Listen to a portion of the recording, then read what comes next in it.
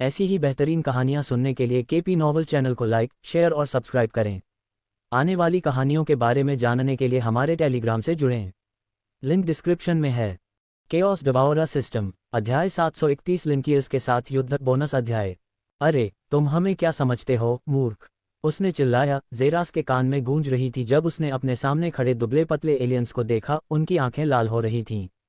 उन्होंने जेरास को उसकी शीशी इस शर्त पर वापस दी थी कि वह उस क्षेत्र को छोड़ देगा, जिस पर वह सहमत हो गया, लेकिन इसके बजाय उसने शीशी ली और बैठ गया। इसका क्या मतलब था? मूल रूप से जेरास उन्हें उस पर विश्वास करने के लिए मूर्ख कह रहा था। मैं तुम्हें मूर्ख नहीं समझता, जेरास ने उनसे कहा जब वह दुबले पतले काले एलियंस की चौकस निगाहों के नीचे धीरे धीरे अपने पैरों पर खड़ा हुआ। मैं निश्चित रूप से जानता हूं कि तुम सभी मूर्ख हो, उसने पूरा किया, जिससे उनकी आंखें आश्चर्य में चमक उठीं। उनके सामने मौजूद कमीने ने उनसे बात करने की हिम्मत की। तो तुमने मुझे जाने के लिए कहा और मुझे तुम्हारी बात माननी ही होगी क्योंकि तुमने मुझे वो शीशी दी जो तुम्हारी है ही नहीं और न ही तुम्हारी किस्मत में थी। और तुम्हें लगता है कि तुम मूर्ख नहीं हो। तुम लोग कितने मूर्ख हो, सच में? जेरास ने उनसे पूछा, और शुक्र है कि उन्होंने कोई समय बर्बाद नहीं किया क्योंकि उस क्षेत्र में अंधेरी रोशनी फैल गई जो अजीबोगरीब कांटेदार चाबुकों के जल्दी जल्दी बाहर आने का नतीजा थी। हवा में चाबुकों की चटकने की आवाज़ गूंजी और 3 चाबुकों के मुंह तुरंत जेरास की तरफ झपटे, उसे चीरते हुए, लेकिन इसने उसके बाद की छवि के अलावा कुछ नहीं पकड़ा और अगले ही पल एक कटाना के खींचे जाने की आवाज़ गूंजी और फिर एक दुबले पतले व्यक्ति के दिल से एक तलवार निकली हुई थी जिससे उसका अपना काला खून टपक रहा था। अगले ही पल बचे हुए दोनों तुरंत कई मीटर पीछे हट गए क्योंकि उनकी आंखें चौड़ी हो गईं जब उन्होंने जेरस को उनमें से एक के पीछे देखा। उसके हाथ कटाना को पकड़े हुए थे जो धीरे धीरे एलियन की छाती से बाहर खींच रहा था और उसने अपने ब्लेड को एक तरफ घुमाया जिससे खून एक तरफ फैल गया। जैसे ही उसकी तलवार बाहर खींची गई, लाश बेजान धमाके के साथ जमीन पर गिर गई और जेरस की चिंतित आंखें बाकी दो पर चली गईं। तुम! सदमे से उनकी आंखें जेरस और उनके गिरे हुए साथी की आकृति के बीच बारी बारी से घूमी और अजीब तरह से, जबकि जेरस को उम्मीद थी कि वे उस पर हमला करने आएंगे, दोनों ने पीछे हटना शुरू कर दिया। इसके बजाय जेरस से बहुत दूर चले गए। वे अपने गिरे हुए लोगों का बदला लेने के बजाय पीछे हट गए थे। ये कुछ ऐसा था जो जेरस के लिए आश्चर्य से कहीं ज्यादा था। एक पल में वे तीनों लड़ने के लिए बेताब थे और अगले ही पल वे अपने ही एक की लाश से पीछे हट रहे थे। ये कितना पागलपन था! लेकिन उसने शिकायत भी नहीं की और न ही इस मामले को और आगे बढ़ाया, क्योंकि उसने तलवार को वापस अपने कटाना में डुबोया और यह उसके हाथों से गायब हो गई, इससे पहले कि वह अपने कोने में वापस बैठ जाए, अगले परीक्षण की प्रतीक्षा में। जेरास के होठों से एक हल्का सा हम निकला जब उसने अपना सिर एक तरफ घुमाया और उसे एक बार फिर अपने बगल में बैठा पाया। ये फिर से तुम हो? जेरास ने सबसे पहले पुकारा, क्योंकि स्नेचे की मुस्कान और भी चौड़ी हो गई।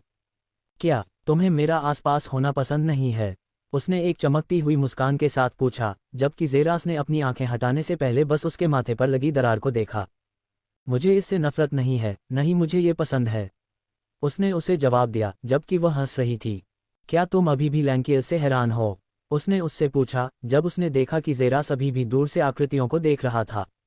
आपको हैरान होने की जरूरत नहीं है।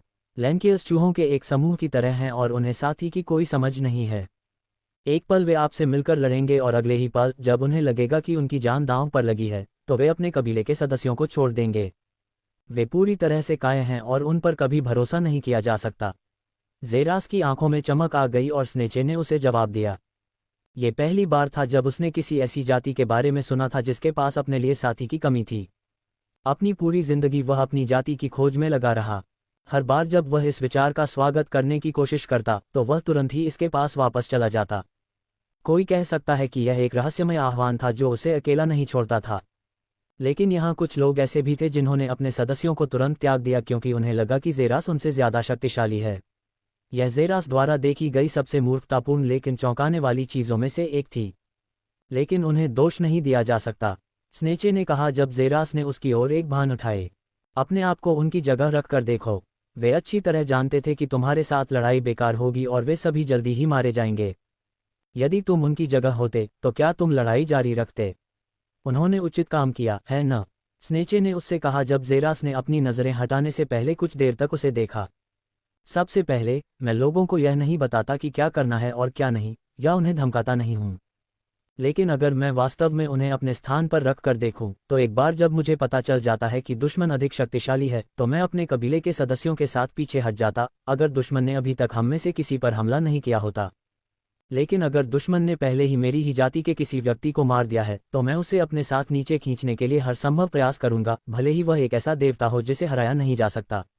ज़ेरास ने उत्तर दिया, हालांकि हमेशा की तरह स्वाभाविक, उसके स्वर में अविश्वसनीय दृढ़ विश्वास था जिसने स्नेचे की आंखों को चमका दिया। ज़ेरास जैसे दृढ़ विश्वास जातियों के सदस्यों के बीच इतने आम नहीं थे। मैं लगभग इसके झांसे में आ गया था, स्नेचे ने हंसते हुए उत्तर दिया, लेकिन ज़ेरास ने बस कंधे उचका दिए और उसे यह समझाने का कोई प्रयास नहीं किया कि उसने जो कुछ भी कहा उसका हर शब्द सच था। हॉल के चारों ओर देखते हुए उसने नोटिस करना शुरू कर दिया कि अधिकांश लोग हॉल से गायब हो रहे थे।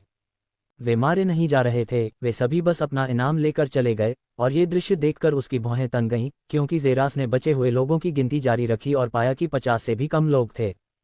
वाह, बहुत से लोगों ने तो वाकई हार मान ली है न? उसने मन ही मन सोचा। चौथी मंजिल पर बचने वाले लोगों की कुल संख्या बहुत कम है। पास होने की संभावना मूल रूप से 10% से भी कम है। ये कुछ जातियों के लिए जोखिम के लिए बहुत ज्यादा है, और इसके अलावा उन्हें जो कुछ भी चाहिए था वे पहले ही प्राप्त कर चुके हैं, इसलिए उन्हें इतना परेशान क्यों होना चाहिए? तो फिर तुम यहाँ क्यों हो? तुम अभी भी ऊपर क्यों चढ़ रही हो? ज़ेरास ने भौहें सिकोड़ते हुए उससे पूछा। अगर स्नेचे को पता था कि चौथी मंजिल पर चढ़ने की परवाह करने वाले ज्यादातर दूसरे दुनिया के लोग इतने कम हैं, तो वह खुद क्यों जा रही है? क्या उसे अपनी जान की परवाह नहीं है?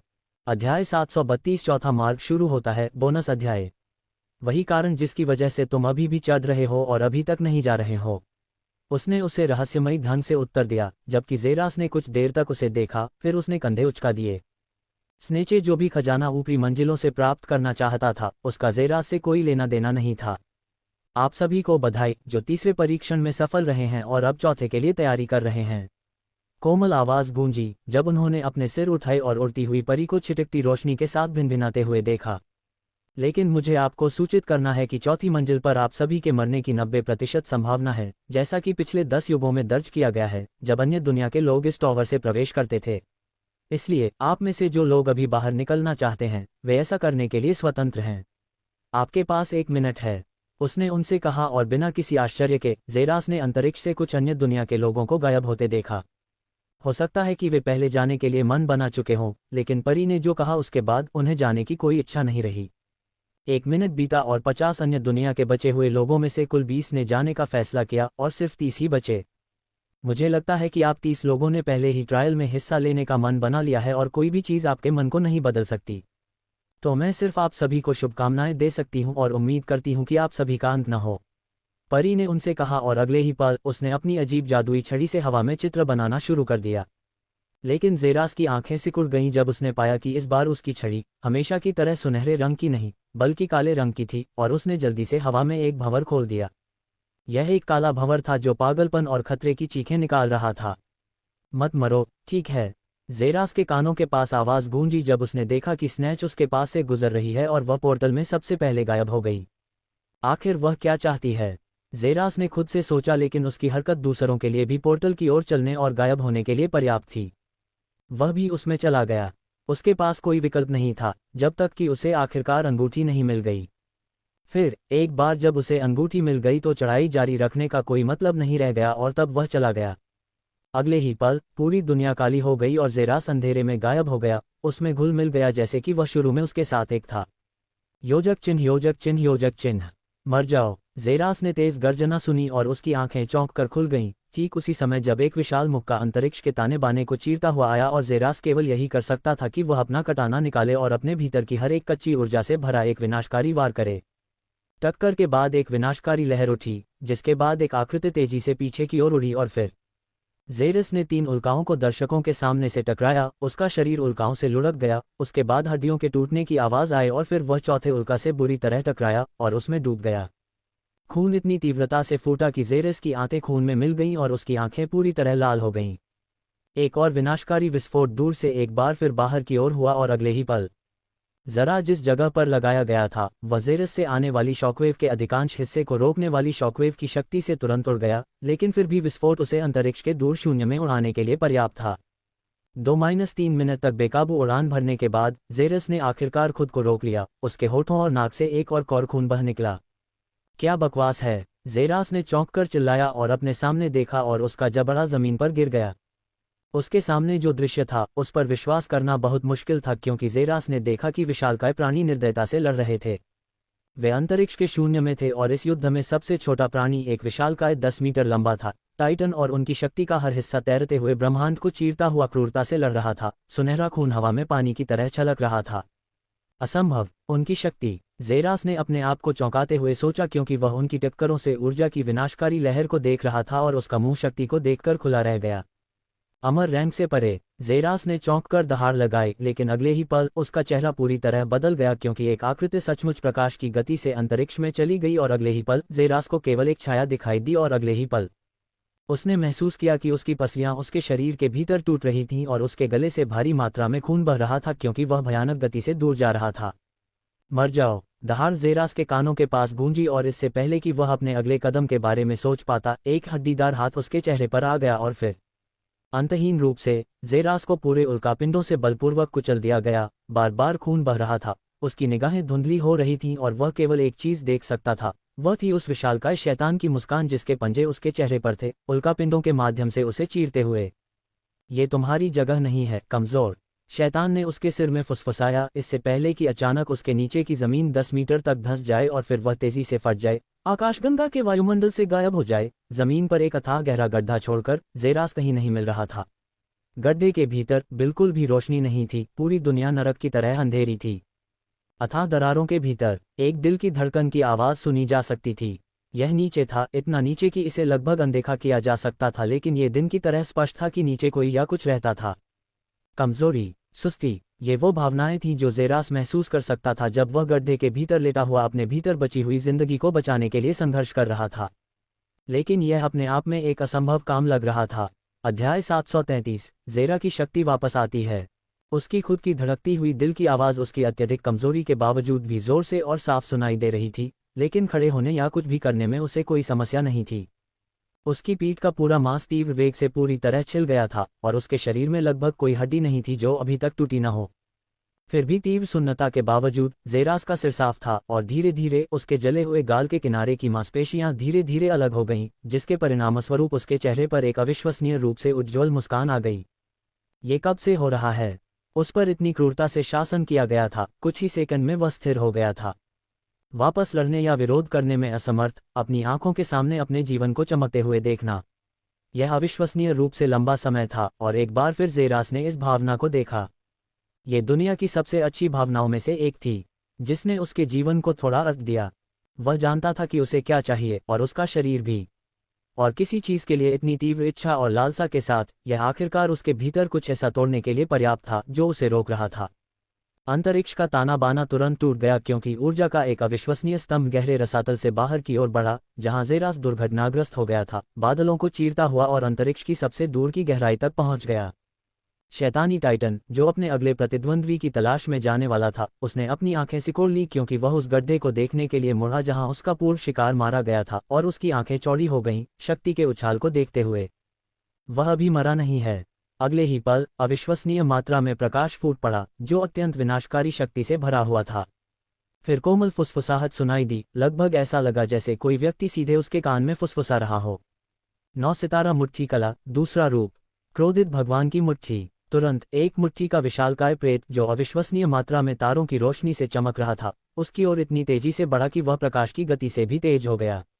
तुरंत एबेडोन जोर से दहाड़ा और उसने अपने शैतानी पंजे स्टार मुट्ठी प्रेत पर फेंके। अंतरिक्ष की गहराई में ऊर्जा की एक विनाशकारी लहर भड़क उठी, क्योंकि एक आकृति तुरंत दूर तक उड़ती हुई भेजी गई, जो एक विशाल उल्का से टकराकर उसे पूरी तरह से चीर कर रख दिया। अंत में वह अपनी गति को धीमा करने में सक्षम हो गया। कैसे? एबेडोन के होठों से आश्चर्य की हल्की सी सांस निकली, क्योंकि वह दूर तक देख रहा था। ठीक उसी समय उसने अंतरिक्ष की गहराई से एक आकृति को धीरे धीरे तैरते हुए देखा। यह एक आकृति थी जिसके अविश्वसनीय रूप से लंबे चांदी के बाल थे जो उसके पीछे तक पहुंच रहे थे, और उसकी पीठ पर एक तारों की अंगूठी का विशालकाय प्रेत था जिसका हर चक्कर अंतरिक्ष को चीर रहा था। उसके शरीर के चारों ओर लाल बिजली लगातार चमक रही थी, उनकी विनाशकारी आभा एक चौंकाने वाले स्तर पर थी। उसके दाहिने हाथ में इस समय तारों की रोशनी से भरी तलवार थी। उसके अस्तित्व से लगातार एक अविश्वसनीय आभा निकल रही थी, जिसके परिणामस्वरूप उसके आसपास की हर चीज अंतरिक्ष में रुक गई, बिल्कुल भी हिलने में असमर्थ। ऐसा लग रहा था कि वे उसकी उपस्थिति में हिलने की हिम्मत नहीं कर सकते। फिर से मुकाबला कैसे होगा? उसकी आवाज़ गूंज उठी, लेकिन उसने अभी तक कोई जवाब नहीं दिया था जब ज़ेरास ने अपनी तलवार उठाई और उसके हाथ से अविश्वसनीय मात्रा में चांदी की रोशनी फूट पड़ी जो उसके ब्लेड के किनारों को ढक रही थी। आह! थोड़ी हवा उसके होठों में समा गई और फिर ज़ेरास ने धीरे से अपनी तलवार को नीचे गिरा दिया। तुरंत ज़ेरास के सामने की जगह कट गई और तलवार की किरण उसमें गायब हो गई। एक सेकंड बाद एबेडॉन के ठीक सामने शून्य से बाहर निकल गई, जिसकी आंखें भयानक सदमे में चमक उठी क्योंकि उसने भी एक बार फिर अपने पंजे आगे की ओर काटे। एक विनाशकारी विस्फोट हुआ और उसे बलपूर्वक पीछे की ओर खिसका दिया। Star sword breathing technique, sea of starlight. वह भी हमले से उबर भी नहीं पाया था कि फुसफुसाहट एक बार फिर गूंजी। जल्दी से एबेडॉन ने अपनी शक्ति को बुलाया। उसके माथे पर मौजूद अनोखा सींग शक्ति से भरा हुआ था क्योंकि वह ज़ेरास के स्थान की ओर मुड़ा था। चिलचिलाती लाल सींग की किरण, यह अपने शैतानी स्वर में दहाड़ता हुआ निकला। उसके सींग के चारों ओर अविश्वसनीय मात्रा में विनाशकारी लाल ऊर्जा चटकने लगी। ऊर्जा का एक स्तंभ तेजी से बाहर की ओर फटा, तेजी से स्टारलाइट के समुद्र के पास पहुंचा जो अबादोन की ओर तैर रहा था। एक शक्तिशाली टकराव हुआ क्योंकि ऊर्जा की किरण ने पूरे स्टारलाइट को चीरकर नष्ट कर दिया, लेकिन बुझ भी गई। अबादोन विजयी मुस्कान देने ही वाला था कि उसका चेहरा बदल गया क्योंकि उसने महसूस किया कि उसके सिर पर हाथ बंधे हुए हैं। और फिर ज़ेरस ने अपने दाहिने हाथ से अपनी तलवार को काट दिया, जैसे कि उसके कटाना के बाद 1000 तलवारों की मृगतृष्णा चल रही थी। अगले ही पल अबादोन की गर्दन साफ साफ कट गई क्योंकि उसका निचला शरीर अंतरिक्ष के शून्य में गायब हो गया और उसका सिर ज़ेरस के बाएं हाथ में रह गया। स्टार स्वॉर्ड ब्रीदिंग तकनीक, 5वां रूप, स्टार सेवरिंग स्लैश। उन्होंने स्टार ब्रीदिंग तकनीक की अंतिम तकनीक सुनाई। आखिरी शैली न केवल सबसे अच्छी थी बल्कि अभ्यास करने के लिए सबसे कठिन तलवार शैली भी थी।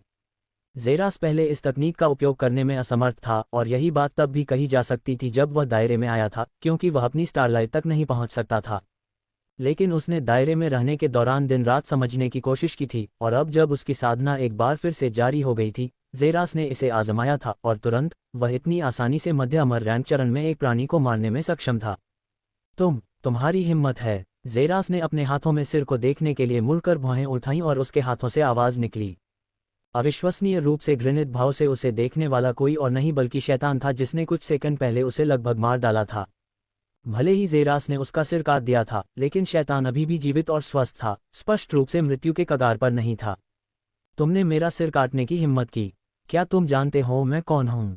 अध्याय 734, अजीब आकृति। एबेडॉन ने भयंकर धमकी दी। उसने युद्ध के दौरान ज़ेरास को सदमे में इधर उधर देखते हुए देखा था और तुरंत उसे कमज़ोर समझ लिया था।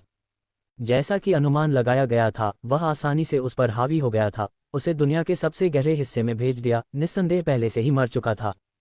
लेकिन किसने सोचा होगा कि उसका शिकार बच जाएगा और उसका सिर लेने के लिए वापस आएगा। और सफलतापूर्वक अब वह उसे अपनी मुट्ठी में ले चुका था। उसके जीवन को सुनिश्चित करने के लिए उसके पास केवल एक ही चीज़ बची थी कि वह उसे अपनी शक्तिशाली पृष्ठभूमि से धमकाए, लेकिन ऐसा लगता था कि इसका कोई फायदा नहीं था क्योंकि उसे लगा कि उसके माथे से एक चाकू उसके सिर में घुस गया है। जल्दी ही उसकी दृष्टि काली हो गई क्योंकि उसका पूरा सिर काली धूल के अलावा कुछ नहीं रह गया था जो हवा में गायब हो गई। धीरे धीरे ज़ेरास ने अपनी नज़र अपने सामने की ओर घुमाई जहां एक आकृति एक गहरे काले लबादे में लिपटी हुई दिखाई दे रही थी जो धीरे धीरे अपनी खंजर को अपनी जेब में रख रही थी। फिर उसके हाथ हिले, उसने अपनी हुडी उतारी और अपना चेहरा दिखाया। ये लगभग 24 साल का एक युवक था जिसकी आंखें काली थीं, त्वचा हल्की भूरी थी और बाल जेल से सने हुए थे। उसके शरीर से ज़ेरास को एक मोटी मौत की आभा महसूस हुई और वह जल्दी से समझ गया कि यह आकृति एक हत्यारा है। लेकिन वह दुश्मन नहीं लग रहा था क्योंकि उसने एबेडॉन पर आखिरी वार किया और ज़ेरास पर हमला जारी रखने के बजाय अपना खंजर रख लिया। युद्ध जनरल थानोस ने सभी से सीधे ग्रैंड लाइन पर जाने का अनुरोध किया है। यहीं पर अंतिम युद्ध होगा। मेरे साथ आओ, आकृति ने उससे कहा और अगले ही पल उसने अपनी हुडी वापस पहनी और फिर एक छाया बन गई जो दूर तक गायब हो गई। मुझे नहीं पता कि यह परीक्षण किस बारे में है, लेकिन शायद ये बेहतर होगा कि मैं उसके पीछे चलूं।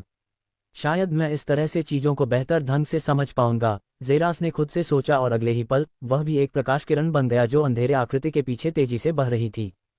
अपने रास्ते में ज़ेरास ने केवल खंडित दुनिया, नष्ट हुए तारापिंड और अंतरिक्ष के शून्य में तैरती हुई विशालकाय लाशें देखीं। शून्य के कुछ पहलू अभी भी अलग अलग थे, बंद होने में असमर्थ थे और कुछ क्षेत्रों के नियम पूरी तरह से टूट चुके थे, इसलिए एक ही समय में बहुत सारी अजीबोगरीब सूक्ष्म घटनाएं होने लगीं। ऐसा कुछ जो सामान्य रूप से अकल्पनीय होता। अंतरिक्ष की सबसे दूर की गहराई में दृश्य एक जैसा था, एक ऐसी शक्ति से बनी अराजकता का एक आदर्श वर्णन जो बस दुनिया से बाहर थी। तो यह एक ब्रह्मांडीय युद्ध कैसा दिखता है? ज़ेरास ने चुपचाप खुद से सोचा, तबाही को देखते हुए। यह अब तक की सबसे बड़ी तबाही थी जो उसने अपने जीवन में देखी थी। चुपचाप वह और छायादार युवक दोनों विभिन्न विनाशों से गुजरे, सितारों के पार विभिन्न मोड़ लेते हुए, और अंत में वे भव्य रेखा पर पहुंचे जब ज़ेरास की आंखें चमक उठीं। उसके ठीक सामने लगभग 10,000 मानव योद्धा थे जो शक्तिशाली युद्ध कवच पहने हुए थे, जो अविश्वसनीय प्रकाश से चमक रहे थे, और उनमें से प्रत्येक के पास अपनी मजबूत हथेलियों में लगभग 15 मीटर का शक्तिशाली भाला था। योद्धाओं की टुकड़ियों में विशालकाय जानवर और अतिरिक्त शक्तिशाली विदेशी जातियां जैसे कुछ असामान्य अस्तित्व थे जो उनकी शक्ति को और बढ़ा रहे थे। एक भयंकर मंत्रोच्चार हवा में भर गया। ज़ेरास के आसपास का सबसे कमजोर योद्धा अमर रैंक चरण में था, और कुल 10,000 अमर रैंकों को देखना उसे आश्चर्यचकित करने के लिए पर्याप्त था। लेकिन छायादार आदमी रुका नहीं, योद्धाओं को पीछे छोड़ते हुए तेजी से ग्रैंड लाइन की ओर उड़ता रहा। ज़ेरास भी तब तक पीछा करता रहा जब तक कि वे युद्ध के सबसे आगे नहीं पहुंच गए, और ज़ेरास आखिरकार इसे देख सका। एक राक्षसी सेना जिसने उसके दिल को अंदर से झकझोर दिया। शैतानी प्राणियों का एक दुश्मन, मानवीय और जानवर, संख्या में 100,000 तक पहुंच गया, जो कि उसकी देखी गई सेनाओं की संख्या से लगभग 10 गुना अधिक था। उनके चारों ओर अविश्वसनीय मात्रा में रक्तपात और काली आभा भरी हुई थी, जो ज़ेरास के चेहरे पर तूफान की तरह बह रही थी, भले ही वे एक दूसरे से लगभग 50,000 किलोमीटर दूर थे। विरोधी युद्ध में सबसे ज्यादा ध्यान देने योग्य व्यक्ति एक विशाल लाल सिंहासन पर बैठा हुआ व्यक्ति था। उसके पीछे की सेना के विपरीत वह लगभग 2.5 मीटर लंबा था, जो कि उसके नेतृत्व में चल रहे लोगों के लिए अविश्वसनीय रूप से छोटा था। उसने अपने हाथ में एक जानवर जैसा दिखने वाला गॉन्टलेट और लाल रंग का कवच पहना हुआ था, जिसमें कई जगहों पर सींग निकले हुए थे। भले ही वह छोटा था, लेकिन उसकी आभा कुछ ऐसी थी जिसे ज़ेरास पहचान नहीं सकता था, और यह निश्चित था कि वह आकृति शायद उसे नष्ट कर देगी। मैंने ये खबर दूर दूर तक फैला दी है, मेरे स्वामी, छायादार आदमी ने पुकारा, और धीरे धीरे एक घुटने पर झुकने से पहले हवा में रुक गया, अपना सिर उस आकृति की ओर झुकाया जो सिंहासन पर बैठी रही। एक ऐसी आकृति जिसने ज़ेरा की आंखों में चमक ला दी। वह एक सुंदर आकृति थी जिसे ज़ेरास ने कभी नहीं देखा था। उसके शरीर पर फैले बहुत लंबे चांदी जैसे बाल थे, उसकी त्वचा गोरी थी, और उसके सिर पर एक मुकुट था। लेकिन ज़ेरास को सबसे ज्यादा आकर्षित करने वाली चीज उसकी आंखें थीं। वो आंखें, वह उन्हें कभी नहीं भूल सकता था। वे काली थीं और अंतहीन रूप से घूम रही थीं। वे बिल्कुल वैसी ही आंखें थीं जैसी उसके पास तब थीं जब वह अराजकता भक्षक था। ज़ेरास को इस पर संदेह नहीं था। और वह कौन है? आकृति ने उस छायादार युवक से पूछा जिसकी आंखें ज़ेरास को घूर रही थीं। ज़ेरास को घूरते हुए उसकी आंखें थोड़ी सिकुड़ गईं। वह दूतों में से एक है, महामहिम। उसके होठों से एक हल्का सा हम निकला, जिससे ज़ेरास के चेहरे पर किसी भी तरह की भावना नहीं दिखी, इससे पहले कि वह अपने सामने युद्ध की ओर मुड़े। और ज़ेरास, जो घूरता रहा, उसे उस छायादार युवक ने बेरहमी से बाहर निकाला जब उसने उसका कंधा पकड़ा और उसे जहां वह खड़ा था वहां से दूर खींच लिया, क्योंकि वे दोनों अपने अपने सही क्षेत्रों में वापस लौट आए। साथ में कुछ अन्य लोग भी थे। युद्ध जल्द ही शुरू होगा, ध्यान केंद्रित रखो। ज़ेरो की आवाज़ ज़ेरास के कानों में गूंजी, क्योंकि उसने आखिरकार अपने दिल में अजीब सी भावना को दूर किया और अपना विश्लेषण शुरू किया। एक बात जो उसे जल्दी ही समझ में आ गई वह ये थी कि वे पराजित थे। अध्याय 735, चौथा परीक्षण। ये लाभ में एक अजेय अनुपात था। उस समूह की सेना में वर्तमान में कुल 10,000 सैनिक थे, लेकिन उसके सामने की सेना की संख्या 100,000 थी। वे अपनी संख्या से 10 गुना के करीब थे, और ज़ेरास के लिए यह पागलपन से कम नहीं था कि वे पहले से ही भाग नहीं रहे थे।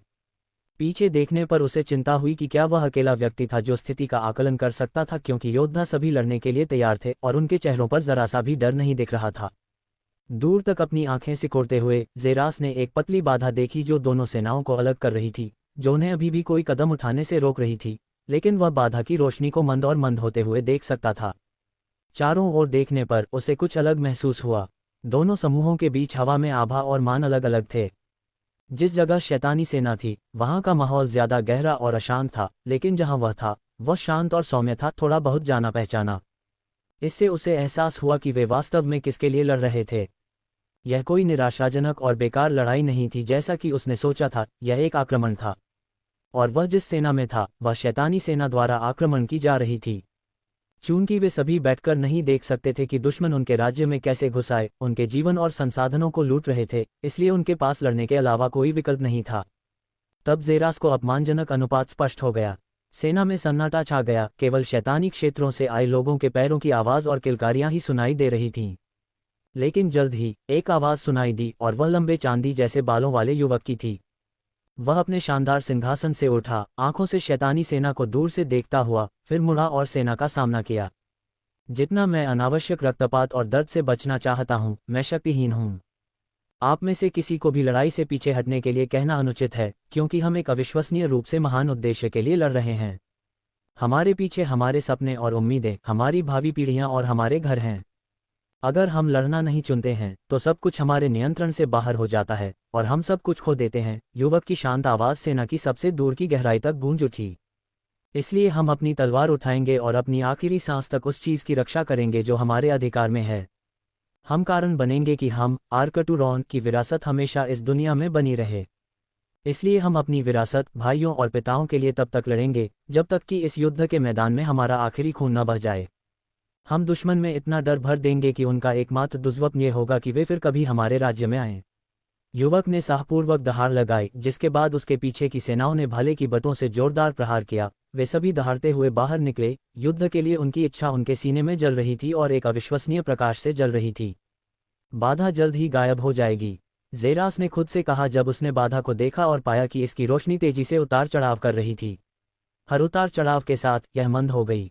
मेरे संरक्षक, यह आवाज युद्ध के मैदान में गूंज उठी, जो किसी और की नहीं बल्कि लॉर्ड थानोस की थी। अगले ही पल वह हवा में ऊपर उठ गया। उसके चांदी के बाल उसके पीछे अनियमित रूप से उड़ रहे थे। एक अलौकिक आभा, जो एक मिनी स्टार बनने के लिए पर्याप्त शक्ति रखती थी, उसके शरीर से लहराने लगी, जिससे क्षेत्र के चारों ओर खामोश लहरें उठने लगीं। तुरंत उसके पीछे के लोग, जिनमें ज़ेरास और उसे यहाँ तक ले जाने वाली लबादाधारी आकृति शामिल थी, सभी धीरे धीरे उसके पीछे हवा में उठे। उनके शरीर से भी शक्तिशाली आभा लहरा रही थी। 1 मिनट से भी कम समय में अवरोध अंततः टुकड़े टुकड़े हो गया और शैतानों की सेना तुरंत उनकी ओर बढ़ी और अपने पीछे विनाश के अलावा कुछ नहीं छोड़ा। आगे बढ़ो बहादुर योद्धाओं, मौत से मत डरो, क्योंकि युद्ध के मैदान में गौरव और सम्मान हमारा इंतजार कर रहे हैं। हमारा साहस ही वह प्रकाश हो जो हमें विजय की ओर ले जाए। लॉर्ड थानोस ने दहाड़ लगाई। जब सेना अपने भालों के साथ दुश्मनों की ओर बढ़ी, उनकी शक्तिशाली दहाड़ में उनका साहस स्पष्ट रूप से गूंज रहा था।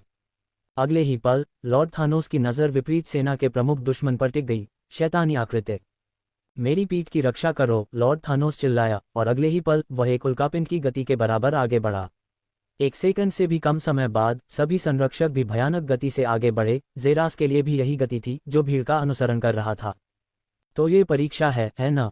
एक ऐसी सेना का हिस्सा बनना जो निस्संदेह हारने के लिए अभिशप्त है और शायद दुर्गम बाधाओं के बावजूद भी जीत सकती है। ज़ेरास ने खुद से सोचा, आगे की परीक्षा के लिए ये वास्तव में जितना मुश्किल हो सकता था उतना था। लेकिन ज़ेरास अविश्वसनीय रूप से उत्साहित महसूस कर रहा था, क्योंकि वह जो लड़ाई लड़ रहा था वह एक ऐसी लड़ाई थी जो न्यायपूर्ण और योग्य थी। वह अपनी जान देने लायक है, इसलिए वह इस लड़ाई को ऐसे लड़ेगा जैसे कि उसके पीछे उसका कबीला हो। मुझे सेना के साथ छोड़ दो लॉर्ड थानोस, मैं सेनाओं को बहुत सुरक्षा प्रदान करूंगा और अपनी आखिरी सांस तक उनकी रक्षा करूंगा, ज़ेरास ने अचानक कहा जब वे सभी भाग गए। लॉर्ड थानोस की आंखें चमक उठीं जब उसने अपने पीछे देखा, ज़ेरास से नजरें मिलाते हुए। वह अकेला नहीं था जिसने ऐसा किया, क्योंकि बाकी सभी संरक्षक भी उसे घूर रहे थे। ये सभी को पता था। योजना ये थी कि संरक्षक और लॉर्ड थानोस दुश्मन की रेखा में भाग जाएं और विरोधी स्वामी का सिर लेने की कोशिश करें। एक बार ऐसा हो जाने के बाद युद्ध जीत लिया गया। लेकिन अब एक संरक्षक सेनाओं को अतिरिक्त सुरक्षा देने के लिए पीछे रहने को तैयार था। हालांकि यह निस्संदेह उचित था, फिर भी यह कुछ ऐसा नहीं था जिसकी उन्होंने योजना बनाई थी, और सबसे अधिक संभावना है कि लॉर्ड थानोस इसे अस्वीकार कर देंगे। फिर उनके सबसे आगे रहो और जितने लोगों की रक्षा कर सको करो, लॉर्ड थानोस ने ज़ेरास से कहा, उसके तात्कालिक अनुरोध को स्वीकार करते हुए, इससे पहले कि वह संरक्षकों के साथ उड़ान भरना जारी रखे। अध्याय 736 पूरी ताकत से आगे बढ़ना। हवा में रुककर ज़ेरास ने देखा कि समूह का पिछला हिस्सा दूर दूर तक गायब हो रहा था, और अपने नीचे देखते हुए वह देख सकता था कि वह युद्ध के मैदान के केंद्र में था, ठीक उससे पहले जब दोनों सेनाएं टकरा सकती थीं। अगले ही पल ज़ेरास मध्य रेखा की ओर नीचे की ओर बढ़ा, जमीन पर धंस गया और ऊर्जा का एक तूफान छोड़ा जो शैतानी सेना की ओर तेजी से फट पड़ा। वह महसूस कर सकता था कि उसकी सेना अभी भी युद्ध के मैदान के केंद्र तक पहुंचने से लगभग 200 मीटर दूर थी। यही बात विरोधी शैतानी सेना के बारे में भी कही जा रही थी, लेकिन ज़ेरास का उनका इंतजार करने का कोई इरादा नहीं था और उसने तुरंत अपनी लड़ाई शुरू कर दी। उजाड़ सितारा अंगूठी खुलो, क्रोधित भगवान सितारा अंगूठी खुलो, अमर सितारा अंगूठी खुलो। तुरंत एक अतिरिक्त विशाल वलय आकाश में खुल गया। उनके मात्र चक्कर ने अंतरिक्ष को चीर दिया और शून्य की सबसे गहरी गहराई को प्रकट किया। अगले ही पल ज़ेरास से एक अविचल आभा खिल उठी। जैसे ही वह शून्य में उड़ रहा था, उसका तारा वलय तीव्रता से घूम रहा था। जल्दी ही हजारों हजारों रूनों ने उसकी त्वचा के हर इंच को ढक लिया, उसके भीतर अविश्वसनीय मात्रा में ऊर्जा भर दी जिसने जेरास की हर कोशिका को नींद से जगा दिया। फिर भी ये तब नहीं हुआ जब रूनों के एक और सेट ने जेरास के शरीर को ढक लिया, क्योंकि उसके शरीर के चारों ओर लाल बिजली चमकने लगी जो अस्तित्व में मौजूद हर साधक की दहाड़ से भरी हुई थी, स्वर्गीय क्लेश बिजली। ऊर्जा का प्रवाह इतना शक्तिशाली था कि लॉर्ड थानोस और उसके संरक्षक दुश्मन की गहराई में भागते हुए अपनी आंखें पीछे मोड़ने से खुद को रोक नहीं पाए। वह कौन है? लॉर्ड थानोस ने अपने संरक्षकों से पूछा जबकि वे तेजी से आगे बढ़ रहे थे। उसकी शक्ति सूक्ष्म ऊर्जा की है, उसे स्टार गार्जियन कहना सही होगा, एक गार्जियन ने कहा। चूंकि उनमें से प्रत्येक का नाम उस तत्व के नाम पर रखा गया था जिसे वे सभी नियंत्रित करते थे, इसलिए यह उचित था कि वे उसे उसी नाम से बुलाएं। आहे, जेरस के होठों से सफ़ेद हवा की भाप निकली, क्योंकि उसने महसूस किया कि उसके भीतर शक्ति उबल रही है। यह आधिकारिक तौर पर पहली बार होगा जब वह अमर क्षेत्र में प्रवेश करने के बाद अपनी सारी शक्ति को मुक्त करेगा। लेकिन शक्ति के साथ एक अजीब भावना भी आई, जेरस की आंखों से जीवन के गायब होने का एहसास और उसके बाद एक अविश्वसनीय आभा जो एक बांध की तरह फट रही थी। पास आ रही सेना के लिए ऐसा लग रहा था जैसे वे मानव रूप में एक देवता की ओर भाग रहे थे और भले ही उनके पंजे उन्हें आगे बढ़ा रहे थे, लेकिन उनके सीने में बार बार उनके दिल कांप रहे थे। मार डालो, मत सोचो जेरस, बस मार डालो। जेरास ने धीरे धीरे अपनी त्यान के तलवार निकाली और उसके शरीर पर मौजूद विभिन्न रून चमकने लगे। पहले उसके पास मौजूद ऊर्जा तलवार की असली शक्ति को सक्रिय करने के लिए पर्याप्त नहीं थी, लेकिन अब ऐसा ही कहा जा सकता है। उसका दूसरा हाथ तलवार की मूठ की ओर बढ़ा और उसने उसे ऊपर की ओर इशारा किया। सूक्ष्म ऊर्जा का एक अविश्वसनीय स्तंभ अंतरिक्ष को चीरता हुआ बाहर निकल आया और आकाश में एक अथाह ब्लैक होल बना दिया। त्यान के तलवार की आभा से शून्य खुद असहाय और बिखर गया, और अंत में असली खौफ शैतानी सेना के पास आया। Star breathing art, third form, sprinkling stardust का स्तंभ। शब्द युद्ध के दिल को चीरते हुए आधी रात की हवा की तरह शांत लेकिन एक वज्रपात की तरह शक्तिशाली थे। तुरंत ही निकट आने वाले शैतानों के दिलों में दर्द होने लगा, क्योंकि जेरास ने अपनी तलवार को शक्ति से काट दिया, लेकिन एक विनाशकारी विस्फोट के बजाय और जमीन के टुकड़े टुकड़े हो जाने के कारण, जिसका परिणाम ये हुआ कि आकाश में उछला ऊर्जा का स्तंभ अचानक हवा में बाहर की ओर फट गया, जिससे निकट आने वाली शैतानी सेना पर सुनहरे सितारों की धूल बिखर गई। ये दृश्य इतना अविश्वसनीय और मनोरम था कि कुछ शैतानों ने भागना बंद कर दिया और बस चमकती रोशनी को चकित होकर देखने लगे, लेकिन असली खौफ तब हुआ जब सितारों की धूल उनकी त्वचा पर लगी। ये किसी बुरे सपने से कम नहीं था। हर शैतानी प्राणी में छेद किए जाने का दृश्य जैसे जाल में बिंदु हों और हवा के एक छोटे से झोंके के साथ उनमें से अधिकांश अंतरिक्ष के शून्य में फीके पड़ गए, उनके अस्तित्व का नामो निशान ही मिट गया। तुरंत निकट आती सेना अस्थिर हो गई, चीखने चिल्लाने और पीड़ा की आवाजें हवा में गूंजने लगीं। फिर भी जेरास खुद रुकने से बहुत दूर था, क्योंकि उसने अपनी तलवार को और भी कसकर जकड़ लिया और उन शैतानों की ओर क्षैतिज रूप से प्रहार किया जो छिड़कते हुए स्टारडस्ट से बचने में सक्षम थे और तेजी से आ रहे थे। स्टार ब्रीदिंग आर्ट, दूसरा रूप, स्टार स्टॉर्म का तूफान। तुरंत सूक्ष्म ऊर्जा की एक शक्तिशाली किरण स्वर्ग को चुनौती देने वाली गति से फूट पड़ी, और जल्द ही ये तेजी से फैल गई, एक चांदी के समुद्र की मृग तृष्णा में बदल गई और आने वाले शैतानों की सेना के बीच बेकाबू हो गई। और भले ही वे सभी इसे रोकने की कोशिश कर रहे थे, ये सुनामी से पहले के आदमी की तरह था और वे जल्दी ही उस विशाल शक्ति में डूब गए जिसने उनमें से प्रत्येक को मिटा दिया। तुरंत शैतानी सेना की चाल और आत्मविश्वास तुरंत खत्म हो गया, क्योंकि उनकी अग्रिम पंक्तियां पूरी तरह से नष्ट हो गईं और तभी जेरास की सेना उसके पीछे आ गई। सभी उसे सदमे में देख रहे थे। उनमें से हर एक को मार डालो। गर्जना, गर्जना। उसकी घोषणा के बाद युद्ध की पुकार कान के पर्दे को फाड़ने से कम नहीं थी और जेरास ने खुद ही नेतृत्व किया, तेजी से आगे बढ़ते हुए, शैतानी सेना की ओर बढ़ते हुए। उसके पीछे 10,000 स्वर्ण योद्धा थे जिन्होंने अपना खोया हुआ साहस फिर से जगाया था और उनका आत्मविश्वास बहुत ऊपर तक पहुंच गया था। एक पल में जिस जगह जेरास खड़ा था वह एक गड्ढे में समा गया, क्योंकि वह शैतानी सेना के केंद्र में दिखाई दिया और वह सिर के बल उनकी ओर नीचे की ओर बढ़ा। उसका हाथ उसके कटाना को कसकर पकड़े हुए था और उसके होठों से ये शब्द निकल रहे थे, star breathing art, first form, melody of sweet morning dreams. शैतानी सेना ने जल्दी से अपना बचाव स्थापित किया, लेकिन जैसे ही तलवार की किरण नीचे उतरी सभी क्रियाएं रुक गईं, जिसकी जगह उन्होंने अब तक देखी सबसे खूबसूरत तस्वीर ने ले ली। ये तस्वीर उन्हें अपने गार्ड कम करने और निकट आती हुई स्टारलाइट को चकित होकर देखने के लिए पर्याप्त थी। अध्याय 737 पूरी ताकत से आगे बढ़ना 2। आसमान में जो दिखाई दिया वह एक शानदार दृश्य था जिसमें खूबसूरत पक्षी आकाशीय प्रकाश से नीचे की ओर उतर रहे थे। वे अपने साथ खूबसूरत शरीर लेकर आए थे और सुबह की प्यारी हवा युद्ध के मैदान में बह रही थी, जो सबसे ज्यादा सावधान शैतान को भी अपनी सुरक्षा कम करने के लिए काफी थी। जब पक्षियों ने सैनिकों को छुआ तो एक सेकंड से भी कम समय में खून और खून का एक बेहद चौंकाने वाला दृश्य हवा में फैल गया, क्योंकि ब्लेड की रोशनी धीरे धीरे उनके बीच समा गई, जिससे शैतानी सेना पर विनाशकारी विनाश हुआ। पूर्ण नरसंहार के दृश्य ने योद्धाओं को और भी उत्साहित कर दिया, जो अपनी पूरी शक्ति के साथ आगे बढ़े। उनके शक्तिशाली भाले एक साथ आगे बढ़े, जिससे शक्ति का एक अजेय उछाल पैदा हुआ जिसने पहले से ही भयभीत शैतानों को परेशान किया और उन्हें अलग कर दिया। युद्ध शुरू हुए बस कुछ सेकंड ही हुए थे और यह पहले से ही स्पष्ट था कि वर्तमान में किसका पलड़ा भारी है। हालांकि शैतानों की संख्या अविश्वसनीय रूप से बड़ी थी, लेकिन युद्ध के मैदान में एक आकृति के घूमने और जीवन को काटने के दृश्य ने उन्हें भयभीत कर दिया। उन्हें नहीं पता था कि वे उसकी पंक्ति में अगले होंगे या नहीं। बेशक ज़ेरास ने चाल चलने के बाद कभी नहीं रोका और उसने तुरंत पूरे युद्ध के मैदान को पार करना शुरू कर दिया। उसकी तियानकू तलवार में अविश्वसनीय मात्रा में विनाशकारी स्टारलाइट ऊर्जा थी, जो शैतानी शरीरों को मक्खन की तरह चीरती हुई निकल रही थी। मर जाओ। युद्ध के मैदान में गर्जना गूंज उठी जब एक विशालकाय शैतान ने एक लंबी काली चेन पकड़ी, जिसके सिरों पर एक विशाल युद्ध चाकू था, तेजी से आगे बढ़ा। शैतान ने अपने बालडे को अपने चारों ओर घुमाया और दुनिया की परवाह किए बिना दूसरे शैतानों के शरीरों पर हमला किया। अगले ही पल ज़ेरास ने अपनी गति बदल दी और वह तेजी से शैतान की ओर दौड़ा। उसके पीछे उसकी तलवार सर्वनाशकारी शक्ति और अविश्वसनीय बल के साथ भड़की। शैतान टाइटन कला, विश्व अवरोध को चीरना। शैतानी टाइटन के मुंह से दहाड़ निकली, जिसकी घूमती हुई जंजीर आखिरकार खुल गई और वह ज़ेरास की ओर तेजी से वार करने लगा। उसके हाथों ने अपने ब्लेड को और कस लिया और उसकी भुजाओं पर नसें फड़कने लगीं। तलवार की सांस कला, पांचवां रूप। अंतरिक्ष और समय के माध्यम से एक वार।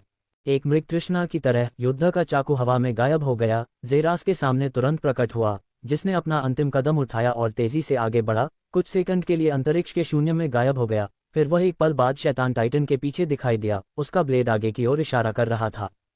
अधिकांश लड़ाके जो इस आदान प्रदान पर गहरी नजर रखते थे, उनके दिल गले में थे। वे सोच रहे थे कि आखिर कौन जीता। लेकिन जवाब तब स्पष्ट हो गया जब ज़ेरास के नुकीले कटाना से खून की एक बूंद गिरने की आवाज आई और अगले ही पल शैतानी टाइटन का युद्ध चाकू, जो जमीन पर कील से ठोंका गया था, अचानक उसका ऊपरी आधा हिस्सा जमीन पर गिर गया। शैतानी टाइटन के ऊपरी शरीर के लिए भी यही कहा जा सकता है, जिसे तिरछे तरीके से काटा गया था, जिससे वह अनजाने में जमीन पर गिर गया और फिर उसका पूरा शरीर टूट गया। यह एक ऐसा वार था जिसने न केवल उसके शरीर को बल्कि उसके हथियारों को भी काट दिया, जिससे पलक झपकते ही उसके पास मौजूद हर जीवन और शक्ति को छीन लिया गया। उन सभी को मार डालो। ज़ेरास ने एक और शक्तिशाली युद्ध पुकार लगाई, जब सैनिक खुशी से दहाड़ उठे और उनका मनोबल आसमान में उड़ गया, क्योंकि वे और भी ज्यादा भयंकर तरीके से लड़ रहे थे, दिल से पीड़ित शैतानों पर प्रहार कर रहे थे। एक बार फिर ज़ेरास गायब हो गया, पीछे के हर एक विशालकाय शैतान को निशाना बनाते हुए जो सामान्य सैनिकों के लिए खतरा था। बार बार शैतानी सेना को अपने सबसे शक्तिशाली टाइटन्स को एक एक करके गिरते हुए देखना पड़ा। उनके पीछे बहुत दूर उनके शैतानी स्वामी और लॉर्ड थानोस के बीच अन्य संरक्षकों के साथ एक भयावह युद्ध हो रहा था। उनके दिमाग में बसा एक ही विचार था, यदि संरक्षकों में से एक पहले से ही इतना शक्तिशाली था, तो उनके शैतानी स्वामी शेष 6 संरक्षकों को लॉर्ड थानोस के साथ कैसे संभाल रहे थे, जो निस्संदेह सभी संरक्षकों से 2 गुना शक्तिशाली होना चाहिए। धमाका। एक बार फिर युद्ध के मैदान में एक जोरदार विस्फोट हुआ। उसके बाद युद्ध के मैदान में गिरे एक और शैतानी टाइटन की मरणासन दहाड़ सुनाई दी। हत्यारा एक चमकदार सितारा जैसा व्यक्ति था, जो पहले से ही अपने अगले प्रतिद्वंद्वी की ओर बढ़ रहा था। ये काम कर रहा है, ज़ेरास ने खुद से सोचा कि भले ही वह अपने रास्ते में टाइटन्स को चीर रहा था, फिर भी वह युद्ध के मैदान पर नजर रख रहा था। सच्चाई ये थी कि ज़ेरास अच्छी तरह से जानता था कि चाहे वे इस युद्ध को कितनी भी मेहनत से लड़ें, वे इसे जीतने में सक्षम नहीं होंगे। दुश्मनों की संख्या बहुत अधिक थी, उनकी संख्या से 10 गुना। यदि वे किसी भी सामान्य युद्ध की तरह उनके साथ लड़ते, तो यह आपसी विनाश होता और शैतानों का पलड़ा भारी होता। इस तर्क के आधार पर ज़ेरास को पूरा यकीन था कि अन्य संरक्षक और लॉर्ड थानोस खुद जानता था, लेकिन उनके पास क्या विकल्प थे? एकमात्र विकल्प और उनकी योजना दूसरे स्वामी पर जल्दी से हमला करना था, और एक बार उसका सिर जब्त हो जाने पर शैतानों के दिलों में इतना डर पैदा हो जाएगा कि वे आत्मसमर्पण करने के लिए तैयार हो जाएंगे, या कम से कम वापस वहीं भाग जाएंगे जहां से वे आए थे। लेकिन इसकी कीमत ये थी कि सैनिकों के पास तब तक डटे रहने के अलावा कोई विकल्प नहीं था, जब तक कि लॉर्ड थानोस और संरक्षक शैतान का सिर काटने में सक्षम नहीं हो जाते। लेकिन ज़ेरास के मन में दूसरा विचार आया। क्या होगा अगर शैतान स्वामी लॉर्ड थानोस जितना ही शक्तिशाली हो और उसके पास अपने संरक्षक भी हों जो लॉर्ड थानोस के संरक्षकों जितने ही शक्तिशाली हों? उनकी लड़ाई खत्म होने में बहुत लंबा समय लगेगा, और क्या सेना उनकी लड़ाई खत्म होने तक डटी रह पाएगी? क्या सबूत था कि वे पहले ही खत्म नहीं हो गए होंगे? यही कारण था कि ज़ेरास ने पीछे रहने का विकल्प चुना था, और उसकी योजना सरल थी। ऐसे युद्ध में मनोबल बहुत महत्वपूर्ण चीज थी। यहाँ तक कि यदि शेर सामने आ जाए तो लकड़बग्घों का झुंड भी डर के कारण भाग जाएगा, भले ही शेर घायल हो और लकड़बग्घों का झुंड उसे हरा सकता हो। यही उसका लक्ष्य था, युद्ध के मैदान में शेर बनना। अध्याय 738 पूरी ताकत से आगे बढ़ना 3। ज़ेरा की योजना इतनी शक्तिशाली दिखने की थी कि वह अकेले ही विरोधी सेना के दिलों में डर और संदेह पैदा करने के लिए पर्याप्त हो। उसे पूरी ताकत से आगे बढ़कर सभी को इतना शक्तिशाली दिखाना था जिससे शैतानों को अपनी बड़ी संख्या के लाभ के बारे में पूरी तरह से भूल जाना पड़े और इसके बजाय उन्हें लगे कि वे एक हारने वाली लड़ाई लड़ रहे हैं। उसे खुद को अजेय और अपराजय दिखाना था, संदेह और भय पैदा करना था, जिसके बारे में उसे पता था कि इससे शैतानों की टीमवर्क गड़बड़ा जाएगी क्योंकि उनके दिल अगले लक्ष्य बनने के डर से सिकुड़ जाएंगे। और जब वह सब कुछ इतना आसान बना देगा तो यह उसकी अपनी सेना को और भी बढ़ावा देगा, जो मान लेगी कि वे जीत रहे हैं। परिणामस्वरूप उनकी गतिविधियां अधिक समन्वित हो जाएंगी, उनका प्रारंभिक संदेह दूर हो जाएगा क्योंकि वे और भी अधिक शक्ति और सामंजस्य के साथ लड़ेंगे, दुश्मन पर बढ़त हासिल करेंगे। ज़ेरास की यही योजना थी, कम से कम ये सुनिश्चित करना कि जब तक लॉर्ड टाउन और शेष संरक्षक अपनी लड़ाई समाप्त नहीं कर लेते तब तक जितने संभव हो सके उतने योद्धा जीवित रह सकें। लेकिन वह अच्छी तरह जानता था कि उसका काम आसान नहीं था, क्योंकि शेष सेनाओं के पीछे अभी भी कुछ शैतान थे जो अभी तक आगे नहीं बढ़े थे। लगभग ऐसा लग रहा था कि वे किसी चीज का इंतजार कर रहे थे। उनसे ज़ेरास को अत्यंत शक्तिशाली ऊर्जा का एहसास हुआ जिसने उसके खुद के रोंगटे खड़े कर दिए। लेकिन चूंकि वे अभी तक आगे नहीं बढ़े थे, इसलिए उसने युद्ध के मैदान पर अपना दबदबा बनाए रखा, जितना हो सके उतना मनोबल बढ़ाया, इससे पहले कि वे आखिरकार अपने होश में आए और उन्हें पता चले कि अब उनके लिए हमला करने का समय आ गया है। उनमें से किसी को भी मत छोड़ो, चाहे वे कितनी भी दया की भीख क्यों न मांगें। उनके सिर काट दो और उनके दिलों को छेद दो, बस ये सुनिश्चित करने के लिए कि वे मर चुके हैं। जल्द ही उनके भगवान का सिर अजेय भगवान थानोस और उनके संरक्षकों द्वारा एक थाली में रखा जाएगा। दहाड़ो, मार डालो। युद्ध के मैदान में हर जगह लगातार शक्तिशाली विस्फोट हो रहे थे जो सैनिकों के आदान प्रदान से आ रहे थे, जिनके शरीर में एड्रेनालाइन बेकाबू हो रहा था और डर से त्रस्त शैतान जो ये सुनिश्चित करने के लिए हर संभव कोशिश कर रहे थे कि वे बच जाएं। जो एक आक्रमण माना जाता था जिसमें वे इतने सारे जीवन और खून को मार डालेंगे, वह एक दुर्स्वप्न बन गया जहां वे एक भी प्रकाश नहीं देख सकते थे। वे आखिरकार आगे बढ़ रहे हैं, ज़ेरास ने मन ही मन सोचा, जब उसने देखा कि दो विशेष शैतान जो पहले बिना हिले डुले थे आखिरकार स्वर्ग को चुनौती देने वाली गति से उसकी ओर बढ़ रहे हैं। जिस क्षण वे आगे बढ़े, ज़ेरास शैतानों की जोरदार जयकार सुन सकता था, कुछ राहत की सांस ले रहे थे और उसने देखा कि शैतानों का डर कम हो रहा था। वहीं और उसी समय उसे पता चल गया कि उसका सबसे अच्छा कदम उनके आत्मविश्वास को सबसे क्रूर और भारी तरीके से खत्म करना था। इससे और भी अधिक डर पैदा होगा, जिसके बारे में उसे यकीन था कि यह उन्हें घुटनों पर ला देगा और उन्हें उनकी प्रेरणा और शक्ति का स्रोत खो देगा। मैंने तुम्हें बाहर निकाले हुए बहुत समय हो गया है, लेकिन मुझे लगता है कि अब खुद को प्रकट करने का समय आ गया है, ज़ेरास ने सोचा, जब उसका कटाना दोनों सेनाओं की निगाहों के नीचे वापस अपने म्यान में वापस आ गया। ज़ेरास ने कुछ सेकंड के लिए चुपचाप अपनी आंखें बंद कर लीं और फिर धीरे धीरे उन्हें खोला। सभी ने तुरंत अपनी निगाहें ऊपर उठाईं, क्योंकि उन्होंने देखा कि उनके ऊपर का शून्य बदल गया है और पूरी तरह से उनके ऊपर अव्यवस्थित लेकिन व्यवस्थित तरीके से व्यवस्थित लगभग 70 सितारों के दृश्य ने उनकी जगह ले ली है। यह एक सूक्ष्म घटना थी जो पलक झपकते ही घटित हो गई और उनमें निहित शक्ति की मात्रा ने उनके दिलों को झकझोर कर रख दिया। आखिर क्या हो रहा है? सूक्ष्म आत्माओं का समूह, खुलो। ज़ेरास ने दहाड़ लगाई और अगले ही पल युद्ध के मैदान के ऊपर शून्य में मौजूद सभी सूक्ष्म सितारों ने अपना प्रकाश उस पर केंद्रित कर दिया। ज़ेरास के शरीर के हर हिस्से पर हजारों टैटू थे, जब तक कि वह मांस से नहीं बल्कि शुद्ध तारों की रोशनी से बना एक व्यक्ति नहीं बन गया। उसके चांदी जैसे सफ़ेद बाल उसके पीछे लगभग अविश्वसनीय स्तर तक लंबे हो गए थे। ऐसा लग रहा था जैसे उसने अपनी नश्वर त्वचा को उतार दिया हो और अब अपनी दिव्य त्वचा को धारण कर लिया हो। तुरंत उसकी ओर तेजी से बढ़ रहे दो शैतानों की निगाहें चमक उठीं। युद्ध के मैदान में बचे हुए सभी प्राणी ज़ेरास की ओर तेजी से बढ़े। वे उसकी शक्ति में वृद्धि देख सकते थे और अच्छी तरह जानते थे कि वह बहुत बड़ा खतरा साबित होगा। उसे रोकने के लिए उन सभी को आगे बढ़ने की जरूरत थी। ज़ेरास के होठों से संतुष्टि की कराह निकली जब उसने अपने सिर को ऊपर उठाकर अपने ऊपर सितारों की दुनिया को देखा, जिसने अपनी तारों की रोशनी उसके शरीर पर बिखेर दी थी। उसकी कला एस्ट्रल सितारों का समूह वह थी जिसे ज़ेरास ने अपने सभी 1000 जीनों का बलिदान देकर प्राप्त किया था और इसकी शक्ति मन को झकझोर देने वाली थी। अपने शरीर में ज़ेरास अपने शरीर के नीचे ऊर्जावान सितारों की शक्ति को इकट्ठा कर सकता था और इसके चरम पर वह इतने सारे सितारों को इकट्ठा कर सकता था कि वह खुद एक पूरी आकाशगंगा बन जाता और इसके केंद्र में उसका अपना एक ब्रह्मांड होता। अभी अपने हेजेनोमी बॉडी आर्ट के माध्यम से वह अपने शरीर के भीतर 70 सितारों की शक्ति के करीब इकट्ठा करने में सक्षम था, और अभी वह उनमें से लगभग 10 का उपयोग कर रहा था। भले ही उसके पास जितनी शक्ति थी उसकी तुलना में कम संख्या में, लेकिन अब उसे पता था कि उसके पास जो शक्ति है वह दिमाग को सुन्न करने वाले स्तर की है। अंत में ज़ेरास ने अपनी नज़र 7 बेहद शक्तिशाली शैतानों पर डाली जो भीड़ के बीच तेजी से उसकी ओर बढ़ रहे थे। धीरे धीरे उसने अपना दाहिना हाथ उठाया, इससे पहले कि तुरंत उससे निकलने वाली तारों की रोशनी पागलपन की हद तक दोगुनी हो गई। फिर ज़ेरास ने अपनी मुट्ठी को एक साथ मोड़ लिया, जिसके परिणामस्वरूप पूरी दुनिया एक चीखती हुई खामोशी में आ गई और समय खुद को उसके अचानक कार्य से जबरन रोक दिया गया। 9 सितारा मुट्ठी तीसरा रूप, स्वर्गीय शैतान भाला प्रहार, अथाह शब्द कुचल हथेलियां, शैतानी युद्ध समाप्त करने वाले पंजे, दुष्ट बंशी की चीखें, प्रकाश को नष्ट करने वाली शैतानी आंख की किरण। तुरंत चारों तरफ से ज़ेरास की ओर तेजी से हमले शुरू हो गए। अध्याय 739 पागल लड़ाई। उसकी ओर फेंके गए विभिन्न हमलों के जवाब में ज़ेरास अविश्वसनीय मात्रा में ऊर्जा से भरा हुआ एक छोटे से तारे से मुकाबला करने के लिए पर्याप्त बस बुदाते हुए विभिन्न कलाओं की ओर नीचे की ओर धकेल दिया।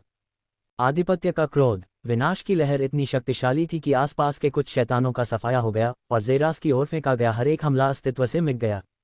हमला उन संस्थाओं की ओर नीचे की ओर गिरा जो तुरंत ही उस जगह से पीछे की ओर उड़ गए जहां से वे आए थे। क्या विभिन्न शैतानों के जबड़े जमीन पर गिर गए, यह पाते हुए कि उनके तथाकथित उद्धारकर्ता इतनी तेजी से वापस भेजे गए थे। सभी अपने सबसे खूंखार दुश्मन से पराजित हो गए थे। धीरे धीरे ज़ेरास ने योद्धाओं पर अपना ध्यान केंद्रित किया, एक ऐसा आदेश देने से पहले जो सभी शैतानों के दिलों में गूंज गया, किसी को भी जीवित न छोड़ें। अगले ही पल एक अवर्णनीय विनाशकारी आभा बाहर निकली। जैसे ज़ेरास तेजी से आगे बढ़ा, तेजी से उन शैतानों के पास पहुंचा जो अभी भी पीछे की ओर उड़ रहे थे। मार डालो, उन सभी को मार डालो। तुरंत सेना ने ज़ेरास के आदेश पर काम किया और उन शैतानों को हिंसक रूप से मार डाला जो निराश थे। जैसे जैसे उनका मनोबल बढ़ता गया और जीत की संभावना बढ़ती गई, उनकी आंखें और चौड़ी होती गईं, जब तक कि वे सभी एक दूसरे के साथ एक अलौकिक तालमेल हासिल नहीं कर लेते जिससे वे शैतानों की भीड़ से अलग हो जाते हैं, फिर भी जीत जाते हैं। धीरे धीरे लेकिन निश्चित रूप से युद्ध का ज्वार ज़ेरास के पक्ष में बदल रहा था। अंतरिक्ष के टूटने की आवाज़ गूंज रही थी क्योंकि शैतान जो तेजी से पीछे की ओर उड़ रहे थे उन्होंने अपनी गति रोक दी और फिर दूर की ओर देखने लगे जहां एक आकृति तेजी से उनके सामने प्रकट हुई जो अंतरिक्ष के शून्य में दरार से बाहर निकल रही थी। विशाल तारा छल्लों ने ज़ेरास को विस्मयकारी बना दिया और उसकी आंखों में डर नहीं था बल्कि युद्ध करने की इच्छा थी जो शैतानों के प्रति किसी भी तरह के तिरस्कार को मिटाने के लिए पर्याप्त थी। उनके सामने एक मजबूत प्रतिद्वंद्वी था जिसका उन्हें हराने का इरादा दिन की तरह स्पष्ट था। अब मैं समझ गया कि तुम क्या चाहते हो, चालाक लोमड़ी, एक छायादार शैतान ने कहा और आगे बढ़कर अपना हाथ बगल की ओर बढ़ाया। ज़ेरास की ओर इशारा करने से पहले उसकी हथेलियों से एक ब्लेड निकला जो काली आभा से रिस रहा था। तुम्हारा पहला हमला बहुत शक्तिशाली और ज़बरदस्त लग सकता है, लेकिन इससे कोई नुकसान नहीं हुआ। तुमने हमले में जितनी ऊर्जा डाली उससे कम हम में से किसी एक को तो कुछ खास नुकसान पहुंचना चाहिए था, लेकिन ऐसा नहीं हुआ। इसका मतलब है कि हमला नकली था। तुम हमें नुकसान पहुंचाना नहीं चाहते थे, तुम हमें युद्ध के मैदान से दूर धकेलना चाहते थे। तुम डरे हुए हो। शैतान ने ज़ेरास के होठों पर एक मुस्कान के साथ विश्लेषण किया। तुम सही कह रहे हो, मैं सच में डरा हुआ हूं। तुम्हारे युद्ध में भाग लेने से मेरे बहुत से योद्धाओं की जान चली जाएगी क्योंकि उनमें से बहुत कम ही तुम्हारी शक्ति का मुकाबला कर सकते हैं, और साथ ही युद्ध के मैदान में तुम्हारा होना ही शैतानों की पहले से ही कुचली हुई इच्छाशक्ति को सक्रिय करने के लिए पर्याप्त है, और मैं तुम्हें युद्ध में भाग लेने की अनुमति नहीं दे सकता चाहे कुछ भी हो। इसलिए सबसे समझदारी भरा विकल्प यही था कि मैं तुम्हें एक ही हमले में वहां से दूर भेज दूं और तुम सबका सामना अकेले ही करूं। तुम्हारी सेनाएं ये देखकर आत्मविश्वास खो देंगी कि मैं कितनी आसानी से तुम्हें चुन चुन कर मार रहा हूं। मेरी सेना का मनोबल बढ़ेगा, उन्हें लगेगा कि उनके पास सब कुछ नियंत्रण में है और वे अभी भी जीत रहे हैं। ऐसा लगता है कि कुछ भी नहीं है, लेकिन ये हमारे लिए इस युद्ध को जीतने के लिए पर्याप्त हो सकता है। ज़ेरास ने उन्हें समझाया, जबकि शैतान नेता ने धीरे धीरे उसकी ओर बढ़ने से पहले तिरस्कार में नाक बांध सिकोड़ी। तुम्हारी चाल बेवकूफ़ी के अलावा और कुछ नहीं है। कुछ ही सेकंड में हमारी संयुक्त शक्ति से तुम पूरी तरह से नष्ट हो जाओगे, और तुम्हारे रास्ते से हट जाने के बाद हम बस युद्ध के मैदान में वापस लौट आएंगे और तुम्हारे बचे हुए योद्धाओं को खत्म कर देंगे। तुम्हारी चाल केवल तुम्हारे और तुम्हारी सेनाओं के विनाश की ओर ले जाती प्रतीत होती है। शैतानों के नेता ने कहा। जब शेष शैतान भी ज़ेरास की ओर बढ़ने लगे तो उसकी मुस्कान और भी चौड़ी हो गई जब उसने अपना सिर ऊपर उठाया और उन सितारों को देखा जो उस पर अपनी शानदार रोशनी बिखेर रहे थे, मानो उसका समर्थन कर रहे हों। तो फिर हमारी दुनिया को खत्म करने वाली लड़ाई शुरू हो। मरो, अग्रणी सेनापति ने दहाड़ते हुए कहा कि वह अंधाधुंध गति से आगे बढ़ा, एक प्रेत की तरह अंतरिक्ष में घूमता हुआ, और एक पल में वह ज़ेरास के सामने था। उसकी तलवार ज़ेरास के सिर की ओर बाहर की ओर चुभ रही थी। एक भूत की तरह ज़ेरास अपनी तलवार के रास्ते से गायब हो गया, और अगले ही पल शैतान ने महसूस किया कि उसका सिर ज़ेरास के हाथ से जकड़ा हुआ है, और फिर उसे ज़ेरास ने एक विशाल हथौड़े की ओर फेंक दिया जो शुरू में एक अन्य शैतान इकाई द्वारा दूसरे ज़ेरास की ओर बढ़ रहा था। तारांकन धमाका तारांकन, एक शक्तिशाली प्रतिध्वनि हुई जब शैतान ने अपने ही नेता के शरीर पर अपना हथौड़ा मारा, जिससे शैतान सदमे और दर्द से खून की खांसी करने लगा, क्योंकि हथौड़ा ले जाने वाले शैतान का चेहरा उसके द्वारा किए गए कृत्य के सदमे से पीला पड़ गया था।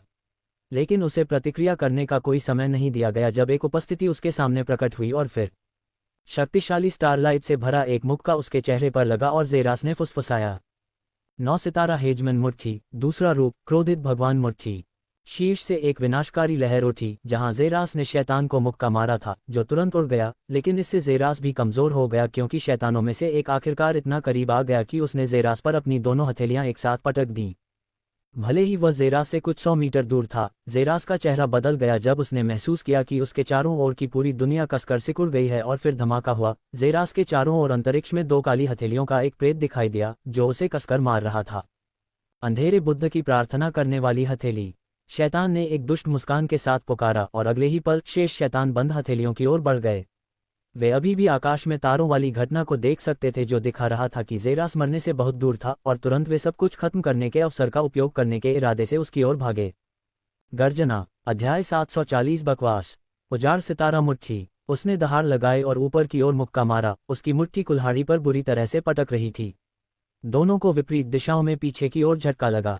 प्रकाश उन्मूलन तीर। ज़ेरास ने मुश्किल से शब्द सुने थे जब अगले ही पल खतरे की तीव्र भावना ने उसे घेर लिया, और उसने जल्दी से अपना सिर एक तरफ झुका लिया। मांस को चीरते हुए तीर की आवाज़ ज़ेरास के गाल पर खींची गई रेखा के साथ साथ गूंजी, सुनहरा खून टूटे हुए नल की तरह छिड़क रहा था। छी! उसकी जीभ की हल्की खनक सुनाई दी जब उसने दूर की ओर देखा जहां शैतानी आकृति दिखाई दे रही थी, जो उसके काले धनुष में एक और तीर डाल रही थी। विश्व कुचलने वाला हथौड़ा। बगल से ज़ेरास द्वारा धोखा दिया गया शैतान गुस्से से उसके पास आया और अपने हथौड़े को आगे की ओर पटक दिया।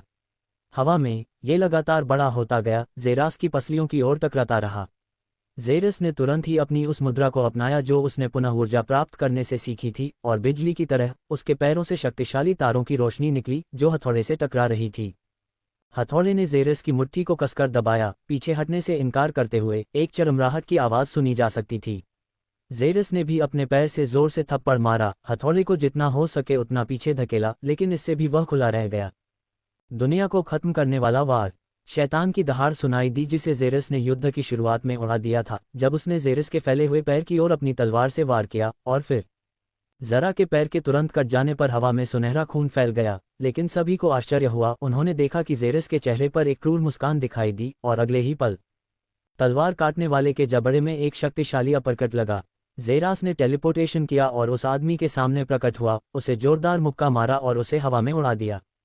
अगले ही पल उसने इच्छाशक्ति दिखाई और तुरंत ज़ेरस का कटा हुआ पैर तेजी से आगे बढ़ा और ज़ेरस के शरीर से फिर से जुड़ गया। मांस जल्दी से ढक गया जब तक कि ज़ेरस ने एक बार फिर अपना पूरा पैर नहीं पा लिया। अगर ज़ेरस की अमर सितारा अंगूठी के बारे में कोई खास बात थी तो वह ये थी कि उसके कोशिकाओं के भीतर 1000 जगहें थीं जहां वह अपने शरीर पर किए गए नुकसान को पुनर्निर्देशित कर सकता था। यह उसके अमर कोर की विशेष विशेषता थी। जब तलवार से वार किया गया तो ज़ेरस ने इसे कोशिकाओं की एक पंक्ति में स्थानांतरित कर दिया, जिसने चाल में उसके पैरों को चीर दिया, जिससे उसके पैर कट गए। उसने ऐसा उस व्यक्ति को मूर्ख बनाने के लिए किया जिसने वार किया था, ये सोचकर कि उसे नुकसान हुआ है, और कमी में उसने उसे उड़ा दिया। एक बार ऐसा करने के बाद ज़ेरस ने बस अपने बचे हुए हानिकर पैर को अपने शरीर में वापस बुलाया, और पलक झपकते ही कोशिकाएं एक बार फिर से जुड़ गईं और वह फिर से एक टुकड़े में बदल गया। इस दृश्य ने शैतानों को चौंका दिया और ज़ेरास को देखने लगे। वह अमर रैंक के लिए भी बहुत जल्दी ठीक हो गया था। तुम लोगों पर मजाक है क्योंकि इस लड़ाई में मेरे पास अभी भी कुछ मिलियन सेल बर्बाद करने के लिए हैं, हे। ज़ेरास ने एक क्रूर मुस्कान के साथ सोचा। उनके जारी रखने का इंतजार किए बिना वह तुरंत जहां खड़ा था वहां से गायब हो गया और एक अकेले व्यक्ति पर निशाना साधते हुए आगे बढ़ा, जो सबसे खतरनाक था। यूरिटोरा की आंखें चौंक गईं जब उसने देखा कि ज़ेरास तुरंत उसकी ओर दौड़ रहा है। अगले ही पल तारों की एक शक्तिशाली आभा उसके शरीर पर आ गिरी, जिससे उसकी हरकतें धीमी हो गईं। ये सभी को स्पष्ट था कि वह पहले उससे छुटकारा पाने की योजना बना रहा था, लेकिन बाकी लोग शांत नहीं बैठे क्योंकि वे जल्दी से अपने आप को संभाले और जेरास के पीछे आगे बढ़े, अलग अलग हमले किए। थर्ड अंडरवर्ल्ड डेप्थ के ट्रायोस हाउंड्स। यूरिटोरा ने तुरंत ही अपना तीर पकड़ लिया, उसकी हथेलियों से काली ऊर्जा की एक शक्तिशाली लहर निकली और फिर काली ऊर्जा से 3 तीर निकले। उसने उन्हें तुरंत जेरास की ओर फेंक दिया। जब जेरास ने तीर को चकमा देने से इनकार कर दिया तो मांस को चीरते हुए तीरों की आवाज़ गूंज उठी, जिससे वह खुद को घायल होने दे रहा था। जवाब में जेरास ने अपनी उंगली उसकी ओर उठाई और फिर फुसफुसाया, स्वर्गीय क्लेश बिजली विनाश। यूरिटोरा को उम्मीद थी कि बिजली का एक शक्तिशाली बोल्ट उसकी ओर फटेगा, जिससे वह तुरंत एक तरफ हट गई, लेकिन फिर उसका चेहरा बदल गया जब उसे भारी खतरे की तीव्र भावना ने घेर लिया और दूर से एक चीख सुनाई दी, सावधान, ऊपर से। हाँ, यूरिटोरा ने जो आखिरी बार देखा वह ऊपर से नीचे की ओर दौड़ती हुई लाल बिजली के एक विशाल स्तंभ का दृश्य था और एक आभा से भरा हुआ था जिसने उसके दिल को ठंडा कर दिया। बिजली से निकलने वाली आभा इतनी तीव्र थी कि उससे लड़ने की भावना तुरंत खत्म हो गई और वह सदमे में देखती रही क्योंकि बिजली सीधे उसके शरीर पर टूट पड़ी। अत्याचारी शक्ति ने उसे पूरी तरह से निगल लिया। शिट, जेरस, जो एक विजयी मुस्कान देने वाला था, उसकी अभिव्यक्ति डरावनी हो गई और अगले ही पल उसने कुछ अकल्पनीय किया क्योंकि उसने उससे दूर जाने की कोशिश की, लेकिन वह अभी भी बहुत धीमा था। इसके बाद ऊर्जा का एक अविश्वसनीय रूप से शक्तिशाली विस्फोट हुआ जिसने पूरे क्षेत्र को 100 किलोमीटर तक निगल लिया, जिसने युद्ध के मैदान पर सभी का ध्यान आकर्षित किया। यहाँ तक कि निकट आने वाले शैतान भी तुरंत उड़ गए। जेरस के लिए भी यही हुआ, जो विस्फोट से ढका हुआ था और वह केवल हमले के खिलाफ अपनी ऊर्जा की आभा के साथ भड़क सकता था। इस तरह के अविश्वसनीय रूप से शक्तिशाली विस्फोट का कारण सभी को पहले से ही स्पष्ट था और युद्ध का मैदान कुछ सेकंड के लिए शांत हो गया, परिणाम की प्रतीक्षा कर रहा था। ऐसा विस्फोट केवल इसलिए हो सकता था क्योंकि अमर रैंक ने खुद को विस्फोट करने का फैसला किया था। एक बार जब यूरियोटा ने बिजली की ओर देखा तो वह अपनी जिंदगी को चमकते हुए देख सकती थी और अच्छी तरह से जानती थी कि कोई भी जीवित नहीं बचा है। फिर भी उसने मौत से पहले केवल एक ही काम करने का फैसला किया और वह था अपने अमर कोर को विस्फोट करना।